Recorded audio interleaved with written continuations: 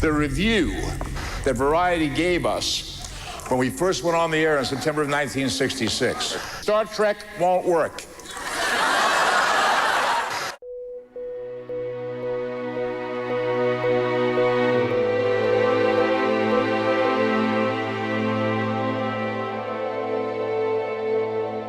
What was your impetus for this project? Where did it start? In November of last year, I approached Dad about the idea of doing a documentary on Spock as a part of the celebration of the anniversary of the original series. And the minute I suggested this to Dad, he was in. When word came out today that actor Leonard Nimoy had died, the president said, "I love Spock." I started acting about 8 years old and then suddenly decided that I liked it enough to want to make a career of it, so I came to California in 1949. I loved Leonard. Leonard and I came from a lot of similar backgrounds. He was a multifaceted individual. He was never just Spock to me, even growing up. He had a ubiquitous curiosity about everything going on in the world. Prior to Star Trek, I never had a job that lasted longer than 2 weeks. Never. 2 weeks. People ask me what it was like living with Spock.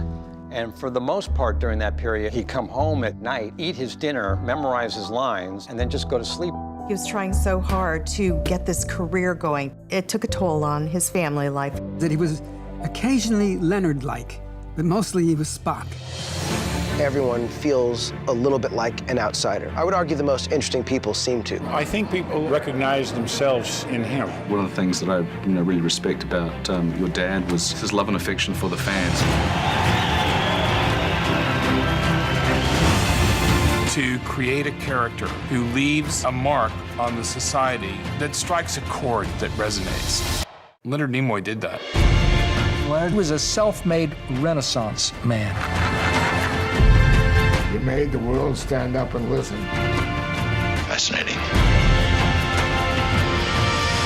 If there was a word you would use to sum up or describe my dad, what would that be for you? Noble. Dignity. Artist. Integrity. Humble. The first word that does come to mind is loving. Love. It's definitely just love.